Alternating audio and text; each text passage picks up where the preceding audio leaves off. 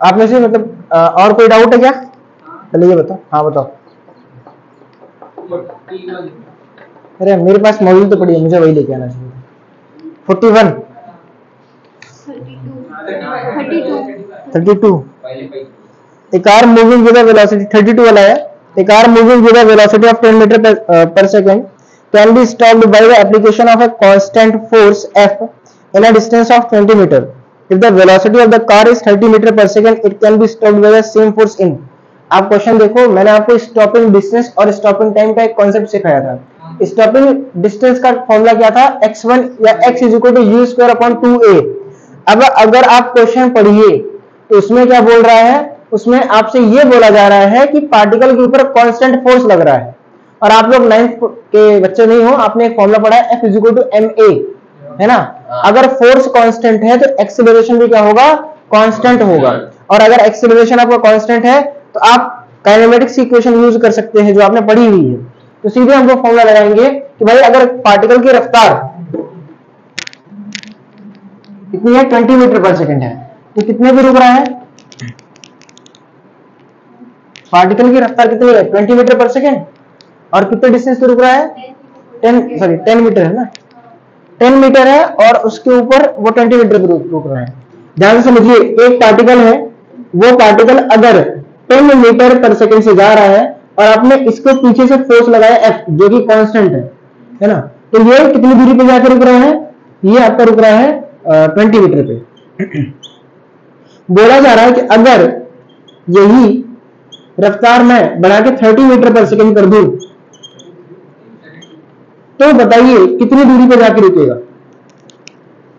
और वही फोर्स लगाया जा रहा है F कांस्टेंट। और इस केस में आपके पास फॉर्मूला क्या था? x यहां पे अगर यूज करोगे x1 यानी स्टॉपिंग डिस्टेंस हो जाएगा u square upon 2a। Acceleration आप मान लेते a होगा, इस फोर्स की वजह से एक्सीलरेशन a आया, और a की वैल्यू एक्चुअल में आती है F/m। हमें उसकी जरूरत नहीं है क्योंकि a लास्ट में रेशियो लेंगे, कैंसिल आउट हो जाएगा। यहाँ पे ये डिस्टेंस मान लीजिए x2 कितना होगा? ये u1 स्क्वायर है, u2 का स्क्वायर अपॉन 2a। क्लियर है बात? अब दोनों का रेशियो ले लीजिए, x1 by x2 is equal to आपको मिलेगा u1 square upon u2 square. ये रेशियो समझा? आप जब लोगे तो भाई कैंसिल आउट हो जाएगा, u1 square upon u2 square ही बचेगा। अब x1 की वैल्यू कितनी है? 20 है। x2 की वैल्यू कितनी है? निकालनी है। u1 कितना है? 10 यानी 100, और u2 कितना है? 3 यानी 900। 30 है, सॉल्व करोगे ये कैंसिल आउट हुआ। आपका x2 कितना आ रहा है? 180 मीटर्स।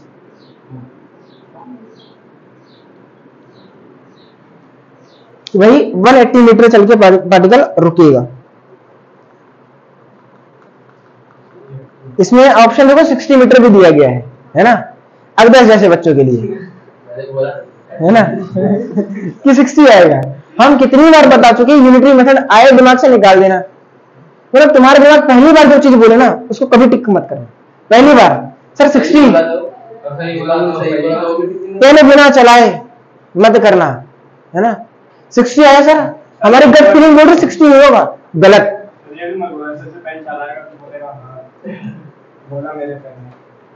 अगला क्वेश्चन 35।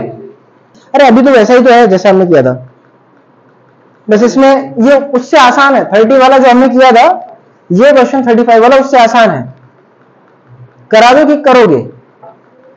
ये देखो यही है ना? इसलिए बोलते करके आया करो, है ना? मातम छाया हुआ है, क्या बोल रहे हैं, क्या करना है? समझी? तुमने भी नहीं किया ना होमवर्क? किया है? कौन से कहां तक किया था? 35 वाला हो गया है सर, वही तो डाउट है सर। 35 वाला ही डाउट है, बाकी सब हो गया है ना? अरे जब किया है तो 29 वाला भी था, तो पूछा क्यों नहीं? नहीं किया है?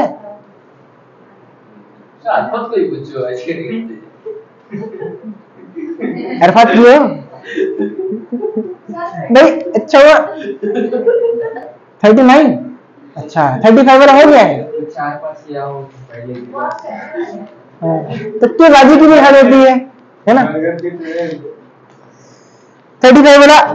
देखिए ए बॉडी मूविंग है स्ट्रेट लाइन, सुनो है बातचीत में क्या बोल रहा है, a body moving with straight line, एक बॉडी है जो स्ट्रेट लाइन में मूव कर रही है with constant speed, sorry with initial speed कितना है, 5 मीटर पर सेकंड है, 35 कांस्टेंट इनिशियल वेलोसिटी 5 मीटर पर सेकंड है और एक्सीलरेशन कांस्टेंट है। अरे यार मान लिया जाता है 5 मीटर पर सेकंड, तो पहले 3 सेकंड में कितना चलती है, फर्स्ट 3 सेकंड में 30 मीटर, यही है ना, देख ली भाई 35 क्वेश्चन कर रहा हूं मॉड्यूल का भैया, 35 क्वेश्चन है, तुम लोग से मेरा कोई ऐसा।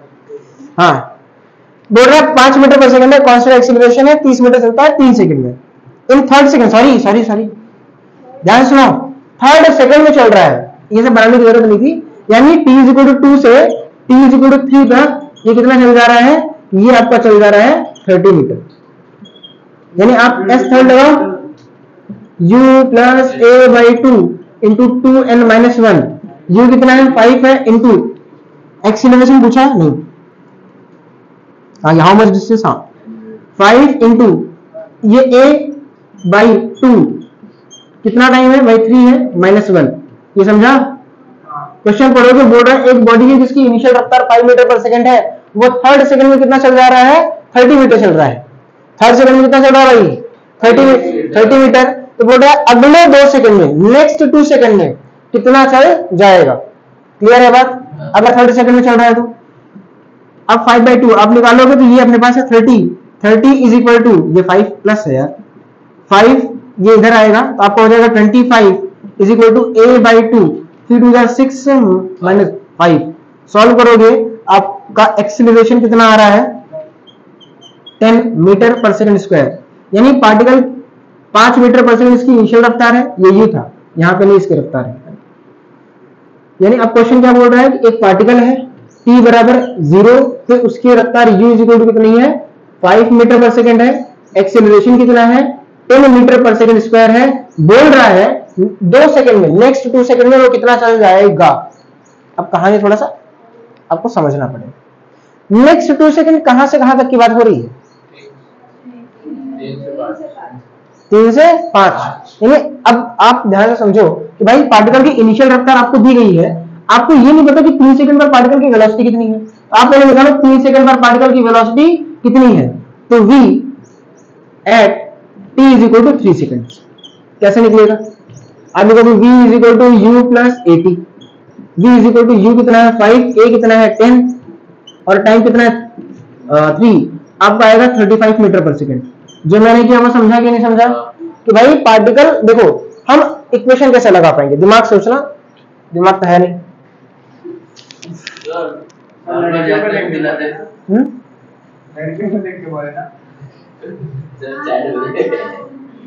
सुनो क्या बोल रहा था मैं, एक पार्टिकल की इनिशियल रफ्तार फिगर बना रहा था, सुनना, इनिशियल रफ्तार कितनी है 5 मीटर पर सेकंड, शुरू की रफ्तार, यानी t बराबर 0 की।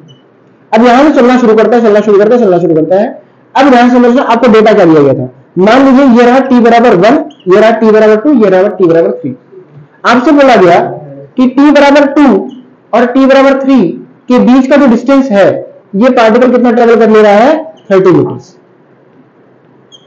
ये क्वेश्चन में दिया था। इनिशियल रफ्तार 5 मीटर पर सेकंड है, 2 से 3 में कितना चल रहा है 30 मीटर चल रहा है।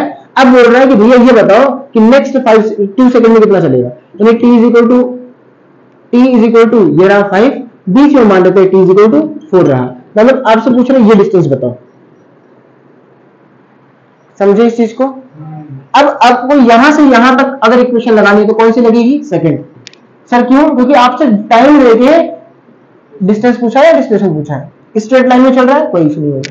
अगर आप सोचो कि s is equal to ut plus half at square हमें लगाना है, मैं कहां से लगाऊंगा, यहां से लगाऊंगा कि यहां से लगाऊंगा 3 से, तो मुझे, और ये क्या होती है u इनिशियल वेलोसिटी, मैं इनिशियल वेलोसिटी ये वाली लूंगा कि t बराबर 3 वाली लूंगा, 3 वाली। क्या मुझे वेलोसिटी पता है, नहीं, तो आपसे अगर कोई सवाल पूछे, अब सवाल चेंज कर लेते हैं हम लोग, यहाँ पे वेलोसिटी जाननी है आपसे, मैं बोलो एक पार्टिकल है जो इनिशियल रफ्तार जिसकी 5 मीटर पर सेकंड है और उसके ऊपर एक्सीलरेशन कितना लग रहा है 10 मीटर पर सेकंड स्क्वायर है, मुझे बताइए 3 सेकंड बाद वेलोसिटी कितनी होगी, क्या आप बता सकते हैं?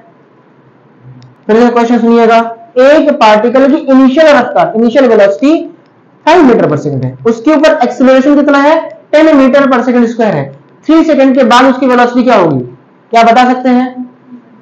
कैसे? फर्स्ट इक्वेशन ऑफ मोशन, भाई फाइनल वेलोसिटी टाइम देके पूछा है आपसे, हर इक्वेशन कुछ कहता है। देखो पहला इक्वेशन v = u + at, वो बोलेगा मेरे को आप बताओ टाइम और मैं आपको वेलोसिटी बताऊंगा कि पार्टिकल की किस टाइम के बाद क्या वेलोसिटी है, लेकिन उसके लिए आपको एक्सीलरेशन और u पता होना चाहिए। तो यहाँ पे हम पता करेंगे यहाँ पर पार्टिकल की वेलोसिटी कितनी है, तो v = u + at से कितने टाइम के बाद निकाल रहे हैं 3, तो v = 5 + 10 3 = 30, सॉल्व करोगे कितना आएगा 35 मीटर पर सेकंड, यानी यहां पर पार्टिकल की रफ्तार कितनी है 35 मीटर पर सेकंड। अब यहां पे आप पूछ लो कितना चलेगा, तो s = u कितना है 35, टाइम कितना है 2, 5 नहीं है 2 है, प्लस एक्सीलरेशन 10/2 × 4, 2 5 = 10, s हो जाएगा 70 + 20 यानी आ जाएगा 90 मीटर। नेक्स्ट 2 सेकंड में आंसर नहीं मैच कर रहा, सॉरी हाँ है तो यार, तो मैं 34th दिख रहा था, मैं बोल रहा यार ऑप्शन ही नहीं मैच कर रहा है। क्वेश्चन समझा? देखिए इसमें ऐसी कोई भी चीज नहीं, आपको सिर्फ सवाल पढ़ के फिगर बना के थोड़ा सोचना है, धीरे धीरे, एक बार में नहीं आएगा, डाउट है भाई मैं बताता रहूंगा, आपको सीखते रहना है बस, यही प्रोसेस है। और आपको होमवर्क अपने करते रहने हैं लगातार। आपको लास्ट क्लास में एक होमवर्क दिया था भाई, वो करिएगा थोड़ा सा, है ना, लास्ट क्लास एकदम से, उसका आंसर 27 आया था। हाँ यार चालू है, 27 आया था, ठीक है। अगला ग्राफ अपने पास 80 ग्राफ है। देखिए ये जो ग्राफ 80 है वो पूछा नहीं जाता है ज्यादा, ध्यान से। नेक्स्ट ग्राफ है 80 ग्राफ, ये हमसे पूछा नहीं जाता लेकिन हम पढ़ रहे हैं, इसका यूज होगा। बीटी ग्राफ में बहुत आते तुम लोगों को, 80 ग्राफ में ए टी, कभी भी ग्राफ का क्वेश्चन है क्या सोचना है, स्लोप और एरिया। अब देखो इसका स्लोप क्या हो जाएगा, मैंने बताया स्लोप आपका होगा delta A upon delta T, A upon T मत लिखिएगा, delta A upon delta T होता है। अब डेल्टा मतलब final minus initial, A final minus A initial upon में T final minus T initial. अब ये आपके सिलेबस में क्वांटिटी नहीं है, इसका नाम होता है जर्क, जर्क जर्क, यानी अगर एक्सीलरेशन आपका चेंज हो रहा हो, एक्सीलरेशन चेंज हो रहा हो और जिस रेट से चेंज होता है उसे क्या बोलते हैं jerk, rate of change in acceleration. आपने कई बार अरे जर्क मतलब होता है झटका, है ना, सुना होगा। अगर आपने कार में बैठे हो या बस में बैठे हो, अब कार वाला या उबर का जो ड्राइवर अगर रैश ड्राइविंग कर रहा हो, आपने देखा अगर वो झटके से ब्रेक दबाता है तो आप आगे बढ़ जाते हो, है ना। तो वो जो रैश ड्राइविंग होती है उसमें आपको जर्क मिलता है, क्योंकि वो क्या करता है, ऐसे आपने करना क्या मैं बताता हूं, है ना। आपने कभी कार में बैठो या कभी आप बाइक पे बैठो तो पीछे वाले को ये फील होगा, आपको तो थोड़ा कम फील होगा क्योंकि आप बैठे रहते हो। आप करना है काम, ब्रेक दबाना खच्चे से, फिर छोड़ देना, है ना, छोड़ देना ऐसे, है ना, है ना।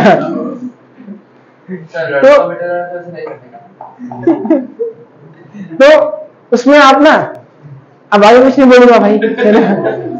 तो उसमें आप देखोगे आप झटका फील करते हो, और वही चीज यहाँ पे जर्क है, क्योंकि आप एक्सीलरेशन चेंज कर रहे हो। आपने पहले एक्सीलरेट किया फिर जीरो कर दिया, समझ में आ रही बात, धीरे धीरे ब्रेक दबाते तो आपको जर्क फील नहीं होता है।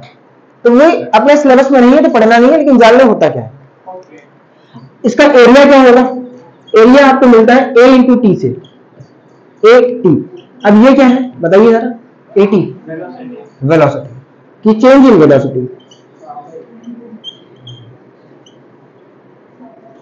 ये क्या है चेंज इन वेलोसिटी। क्लियर है बात, यानी 80 ग्राफ का स्लोप आपको क्या देगा जर्क, और उसका एरिया क्या देगा वेलोसिटी, या चेंज इन वेलोसिटी आप बोलना ज्यादा सही रहता है। क्योंकि चेंज इन वेलोसिटी में मान लीजिए कभी कभार आपको इनिशियल वेलोसिटी दे दिया गया तो वहां पे दिक्कत आती है। क्लियर है बात। अब इसमें एक ग्राफ आप बना के देखो, बताइए ये ए रहा, ये टी रहा, ये ऐसे है, इसका स्लोप कैसा है और कांस्टेंट, पॉजिटिव है और कांस्टेंट है। ये एनालिसिस रखिएगा अपने दिमाग में। इसका मतलब जर का क्या होगा, पॉजिटिव होगा और कांस्टेंट होगा। अच्छा मेरे को बताओ एक्सीलरेशन बढ़ रहा है कि घट रहा है, पहला सवाल है ना, वरना आप स्लोप देखते हो। तो एक्सीलरेशन बढ़ रहा है कि घट रहा है कि कांस्टेंट है? एक्सीलरेशन बढ़ रहा घट रहा कि कांस्टेंट है? बढ़ रहा है सर, कैसे? अरे भैया ध्यान से सुनो, t बराबर 0 पर एक्सीलरेशन कितना, 0। t बराबर t पर एक्सीलरेशन यहाँ है, अगली बार टाइम बढ़ा, एक्सीलरेशन यहाँ बढ़ तो रहा है टाइम के साथ यार। अरे यार तू खुद सोच, ये टाइम पे एक्सीलरेशन ये रहा, ये टाइम पे एक्सीलरेशन ये रहा, भाई कांस्टेंट नहीं है, एक्सीलरेशन बढ़ रहा है। भाई मैं स्लोप नहीं पूछ रहा, तुम कहां लेके बैठे हो अपने दिमाग को? I am not asking you the slope, I am asking you the acceleration. Sorry गलती से निकला, गलती से निकला। अरे अंग्रेजी नहीं आती, वो एक साथ पूरी अंग्रेजी निकाल दी मैंने।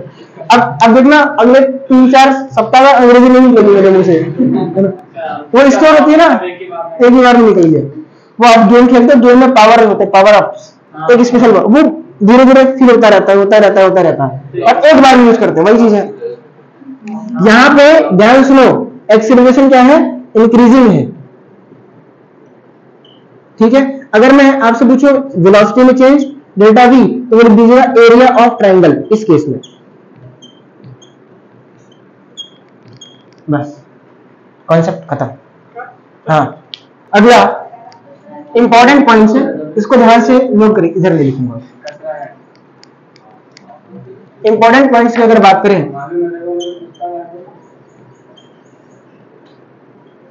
Important points, prohibited graphs. ये प्रोहिबिटेड जानते हैं क्या होता है? प्रोहिबिटेड मतलब हम वो ग्राफ बनाने चल रहे हैं जो ग्राफ पॉसिबल नहीं है, मतलब बना नहीं सकते हैं, है ना। अब सवाल में दिखेगा विच इज नॉट पॉसिबल, है ना, these graphs are not possible, not possible graphs, not possible graphs, मतलब ऐसे ग्राफ्स आपको पॉसिबल नहीं मिलेंगे, ठीक है। जैसे पहला, अगर मैं आपको ऐसे एक ग्राफ, ऐसे ग्राफ क्या, ऐसे ग्राफ अगर देखो ये x है, ये t है, ऐसा ग्राफ बन जाए। अब ये ग्राफ पॉसिबल नहीं है, मतलब बना नहीं सकते। आप बोलोगे सर बना नहीं सकते, आपने बनाया कैसे? भाई देखो ये पॉसिबल नहीं है, मतलब हो ही नहीं सकता ये ग्राफ जो बता रहा हूं। सर क्यों? ध्यान से फील करना।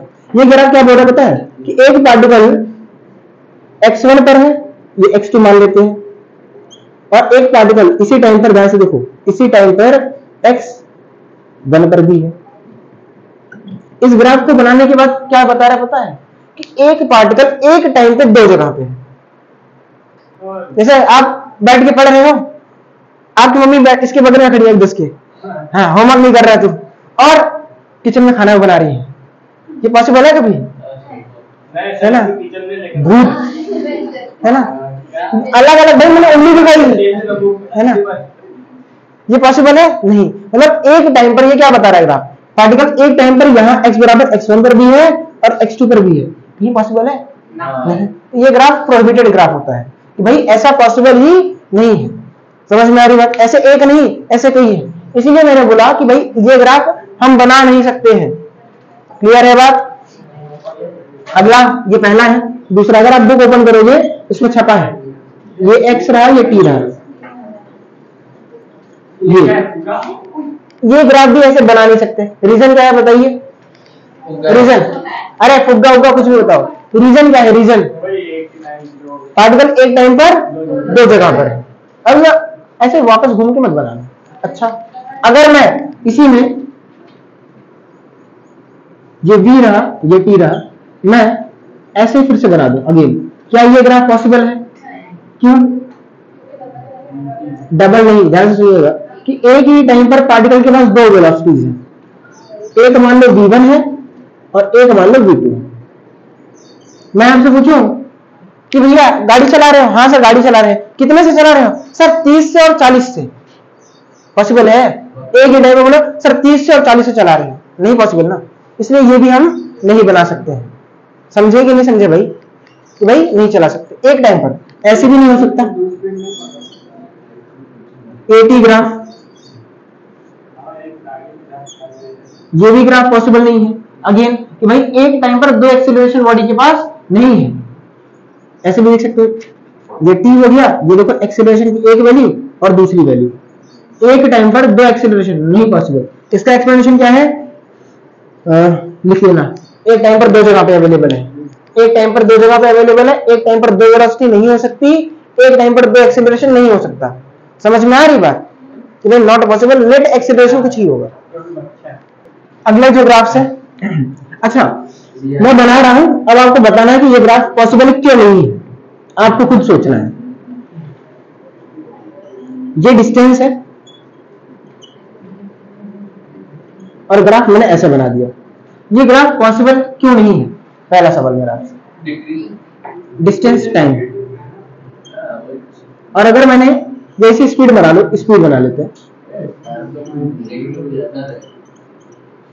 है ना, और अगर मैं यहां पे डिस्टेंस ऐसे बनाऊं,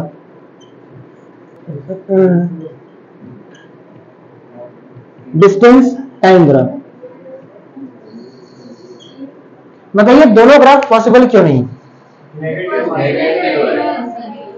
डिस्टेंस नेगेटिव नहीं होता और अबे टाइम नेगेटिव नहीं, देखो टाइम पॉजिटिव है और स्पीड नेगेटिव नहीं होता। ध्यान से देखो, स्पीड नीचे है ना, और वहां पे देखो डिस्टेंस पहले डिक्रीज कर रहा है फिर इंक्रीज कर रहा है। आप ऐसे बोल सकते हो या ऐसा बोल सकते हो कि डिस्टेंस कभी नेगेटिव नहीं हो सकता, है ना भाई, डिस्टेंस ऐसे पहले हो रहा है। तो यहां पे आप बोलना स्पीड, दोनों में speed and distance, speed and distance both can never be negative, both can never be negative. ये देखो कभी कभार ऐसे ग्राफ्स आपको डायरेक्टली मिल जाएंगे, कभी कभार कॉन्सेप्ट ही यूज करके दूसरा बना देगा वो ग्राफ। समझ आ रही है?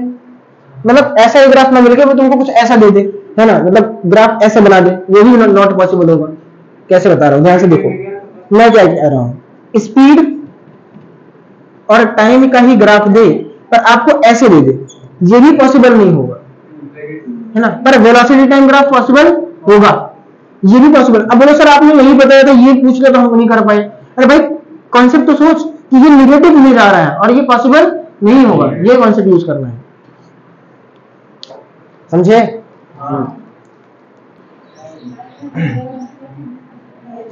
अगला ग्राफ जो है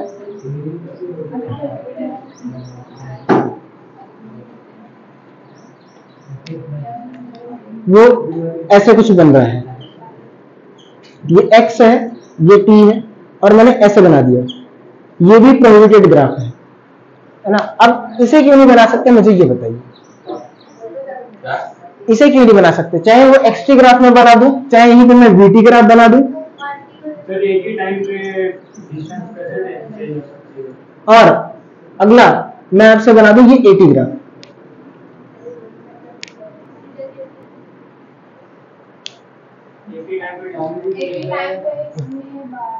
हाँ, कि पार्टिकल एक ही टाइम पे हर जगह पे, भगवान के अलावा भाई कोई नहीं हो सकता, है ना, वरना भाई देखो ना t इक्वल टू 0 पे, x बराबर 0 पे, यहां पर भी ऐसे है, यहां पर भी ऐसे है, यहां पर भी है, यहां पर भी है।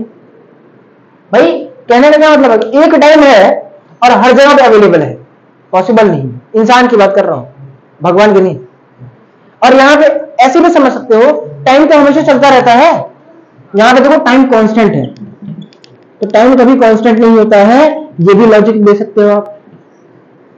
यहां भी सेम लॉजिक है, तो ये एक टाइम पर पार्टिकल के पास हर वेलोसिटी है, हर वेलोसिटी 10 से भी चल रहा है, 20 से भी चल रहा है, 30 से भी चल रहा है, 40 से भी चल रहा है, हर वेलोसिटी है, ये भी तो नॉट पॉसिबल है। या लॉजिक दे सकते हो भाई टाइम तो रुक गया है, इट्स नॉट पॉसिबल, इम्पॉसिबल चीज है, टाइम कभी रुकता है नहीं। वैसे यहां पे भी दे सकते हो, ये तो पहला हो गया, यहां पे लिख देता हूं, ये डिस्टेंस है, ये टाइम है। ध्यान से देखिए कि डिस्टेंस टाइम दिया है तभी बताइएगा, वरना मैंने लिख दिया ये ऐसा लाइन और दिया कुछ और है, सर नॉट पॉसिबल। ये मत सोचना, देख लेना यहाँ पे क्या दिया है, यहाँ पे क्या दिया है, वीटी ग्राफ की बात कर रहा हूं। वरना सर कभी लाइन ऐसे बनाए थे तो नॉट पॉसिबल होगा, इम्पॉसिबल लिख देते हैं, गलत हो जाएगा। अब ध्यान से देखो, मैं अगर ऐसे बोलूं ये पॉसिबल है कि नहीं पॉसिबल है, सोचिए पॉसिबल है कि नॉट पॉसिबल? क्यों नहीं है सर, क्यों इतना ऐसा भी आता पॉसिबल कि नहीं पॉसिबल? नहीं क्यों? क्यों पॉसिबल है नहीं है। अब क्यों? अरे ठीक है, क्यों मतलब भाई तुक्केबाजी कर रहे थे, या तो हाँ होगा या तो ना होगा, है ना, वही चीज है। अब ध्यान सुनिए, डिस्टेंस है, डिस्टेंस बढ़ भी रही है फिर घट रही है, distance can never decrease, logic यही था, ध्यान नहीं दे रहे हो। नॉट पॉसिबल है because distance can never decrease, distance can never decrease, distance कभी डिक्रीज नहीं हो सकती, समझे? अब ऐसे ही आपको सोचना है कि भाई क्या कुछ पॉसिबल है कि नहीं। पेज नंबर 1.65, 1.65 पेज नंबर है। अरे पेज नंबर 65 होता है, लेकिन 1.65 मतलब पहले चैप्टर का 65 पेज नंबर। सब पक्का तुम लोग को दिया लगा। देखिए अब इसमें एग्जांपल पे चलिए, पहले एग्जांपल जो भी है, पहला एग्जांपल 1.51 का 1.65, एग्जांपल नंबर 151, मॉड्यूल में एग्जांपल नंबर 151। अरे नोट हो जाएगा, क्यों चिंता कर रहे हो? नहीं तो जाना रिकॉर्ड कर लिया, टिप से करके नोट कर लेना, चिंता मत करो। एग्जाम्पल नंबर 151, आप उसे पूछ रहे हैं which of the following graphs is are not possible.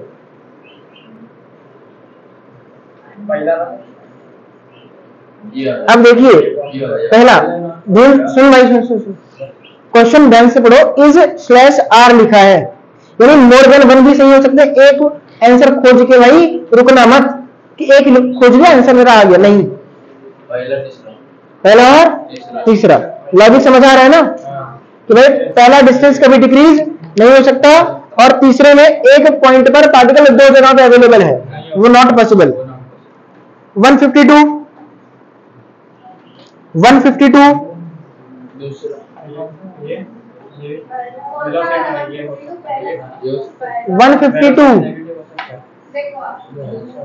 क्या? अरे कॉमन सेंस की बात है। 152 एक और तीन।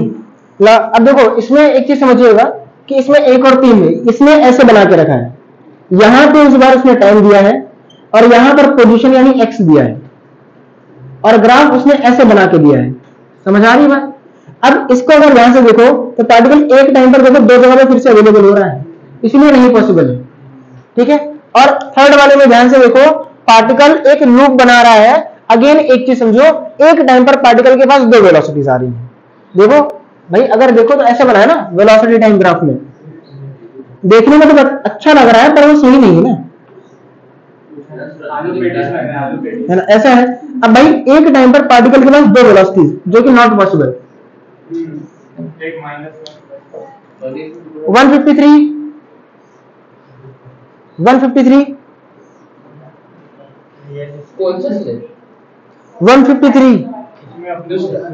क्वेश्चन ध्यान से पढ़ो, विच ग्राफ इज पॉसिबल या रियलिस्टिक, नहीं तो इम्पॉसिबल खोजते खोजते सब नहीं पॉसिबल नहीं। ये देखिए सर दूसरा है ना भाई, बाकी सारे क्या है, नॉट पॉसिबल है।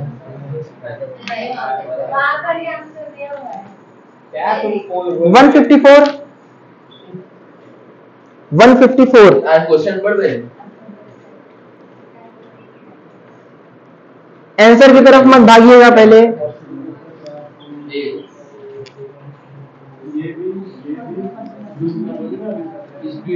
कोई नहीं। स्पीड नेगेटिव में करना। ये भी नहीं,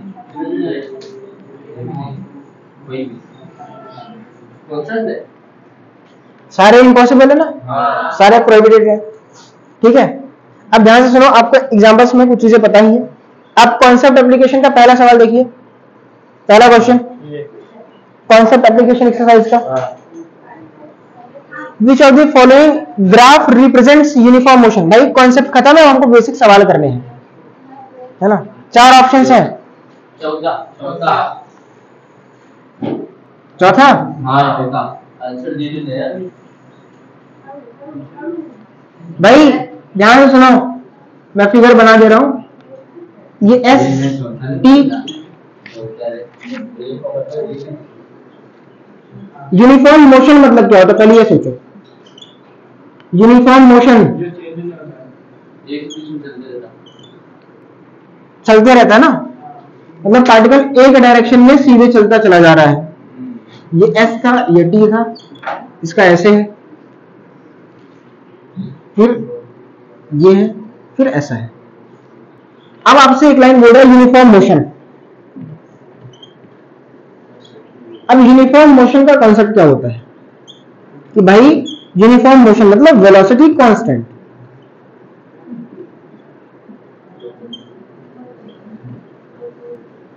समझ आ रही है बात। अब आपको एसटी ग्राफ दिया है, ग्राफ में आपको क्या चेक करना है, वेलोसिटी चेक करनी है। तो क्या चेक करोगे, एरिया की स्लोप। वीटी एसटी ग्राफ का स्लोप हमें क्या देता है, एसटी ग्राफ का स्लोप हमें क्या देता है। अब स्लोप पूछ रहा हूं, अब ऐसे है, ऐसे मतलब डिस्प्लेसमेंट है, पोजीशन है। डिस्टेंस कुछ नहीं बोल रहा, डिस्टेंस तो कुछ नहीं देता, सॉरी मतलब सॉरी स्लोप, एरिया तो कुछ नहीं देता।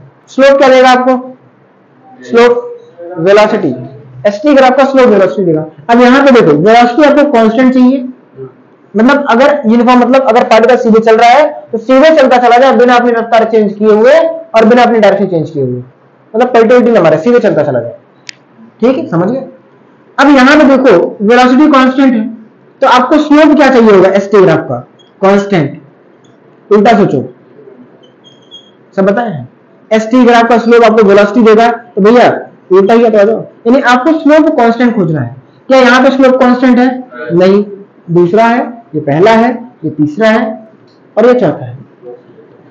अब ध्यान देखो, तीसरा गलत है, दूसरा गलत है, चौथा और पहले में सोचना है। पहला, अब बोलोगे सर क्यों, अरे उसमें स्लोप कितना है ये बताओ। मैं ऐसा करूँ, क्या मैं यूनिफॉर्म मोशन में हूं, कुछ भी वो लॉजिक लगाते ही नहीं। सर दिख रहा है यूनिफॉर्म, सर लाइन है यूनिफॉर्म, आप ना फीलिंग्स पे जा रहे हो।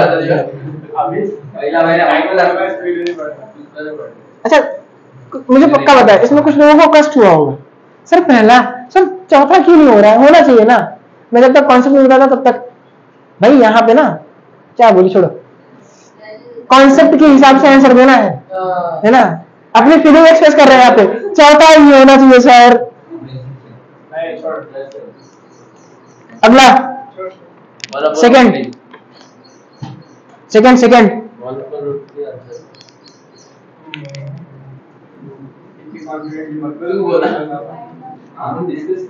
ये टाइम है जब गलत है और ये डिस्प्लेसमेंट या पोजीशन है। अब ध्यान से सुनिएगा, पहले ये एंगल कितना है 30। ये ग्राफ का पहले सुनो, ग्राफ आया एरिया और किसके बारे में सोचे, स्लोप के बारे में। मुझे बताओ इस ग्राफ का स्लोप आपको क्या देगा, स्लोप क्या देगा, कौन सी फिजिकल क्वांटिटी देगा, वेलोसिटी गलत। एक्सेलरेशन। अरे भैया क्या होगा, मुझे बताओ इसका स्लोप क्या होगा, टाइम अपॉन डिस्प्लेसमेंट। अब ये होता क्या है, 1 अपॉन वेलोसिटी नहीं, 1 अपॉन वेलोसिटी। अरे भैया वेलोसिटी क्या होता है, डिस्प्लेसमेंट अपॉन टाइम होता है ना, तो टाइम अपॉन डिस्प्लेसमेंट क्या हो जाएगा, 1 अपॉन होगा कि नहीं होगा, दिमाग लगाओ यार क्या इसमें होता है। ये एक्चुअल में क्या है, 1 अपॉन वेलोसिटी है, तो इसका स्लोप क्या देगा आपको, 1 अपॉन वेलोसिटी देगा और वही बराबर कितने का होगा, tan 30 के। tan 30 कितना हो जाएगा 1/√3, sorry 1/v is equal to 1/√3, तो v इज इक्वल टू क्या हो जाएगा √3, और ये मीटर में है, ये सेकंड में, तो मीटर बस देखिए सर बस उल्टा हुआ।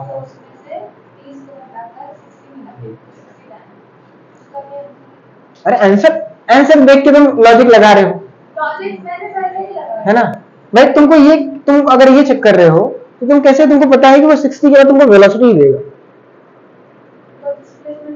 अपना कॉन्सेप्ट मत यूज करिए, वो सही है, ठीक है, ऐसा नहीं है, मतलब मैं भी बताने वाला था, लेकिन वहां पे कंफ्यूजन ज्यादा होता है ना। तो भाई जो बेसिक है वही चीज यूज करो कि ग्राफ आया स्लोप के बारे में सोचो, जो बताया गया कि भैया ग्राफ आया किसके बारे में सोचना है, स्लोप। स्लोप क्या देगा चेक करो, हमेशा आपको ऐसे ग्राफ नहीं मिलेंगे जो आपने पढ़े हुए हैं, कभी कभार उल्टे भी आ जाएंगे।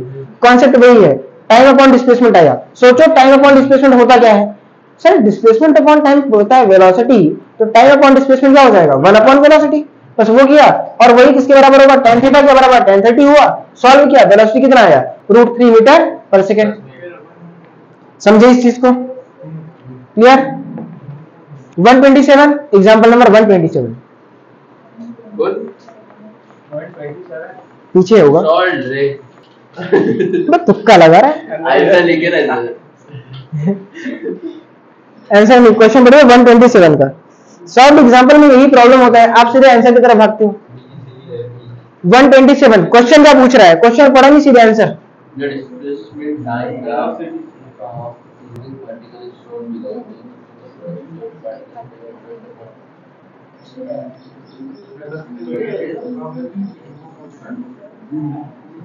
Instantaneous इसकी जरूरत ही नहीं है।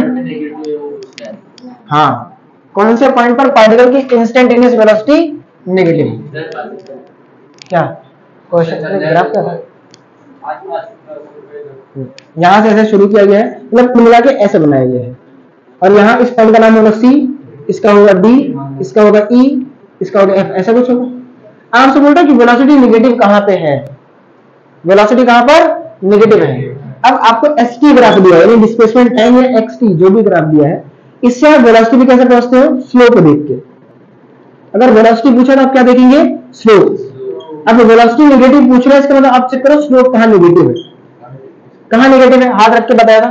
यहाँ पे देखो C पर भाई सीधा है, D पर 0 है, E पर नीचे आ रहा नेगेटिव। अब देखो ऑब्ट्यूज, यहाँ पे F पर फिर से पॉजिटिव, तो सिर्फ E ही वो पॉइंट है जहां पर आपकी वेलोसिटी क्या है, नेगेटिव है। बढ़िया है, ठीक है। तो भाई आज के लिए बस इतना रखते हैं। आपको क्या करना है, हाँ, आपको ग्राफ के क्वेश्चंस जैसे कॉन्सेप्ट एप्लीकेशन 6 है उसको ट्राई करना है, उसके जो एग्जांपल्स है, देखो एग्जांपल्स आपको पढ़ने हैं और देखने हैं, है ना। एग्जांपल्स में नहीं बोल रहे आप पेन उठा के सॉल्व करो, एग्जांपल आप देखो, आपको समझ आ गया तो सॉल्व मत करो, नहीं समझ आया उसको डाउट में डालो और सॉल्व करने की कोशिश करो। मतलब एग्जांपल्स भी आपके लिए उतने ही इंपॉर्टेंट जितने कि पीछे के क्वेश्चंस। समझ आ रही है बात, आपको वो सब भी करना है, examples as well as concept application 6। Clear है बात, आप ना भूलो, इसलिए हम ग्रुप में इसको अपडेट कर देंगे। और बाकी जिनका पीछे वाला होमवर्क छूटा है वो आप कंप्लीट करिए, ये आपकी जिम्मेदारी है।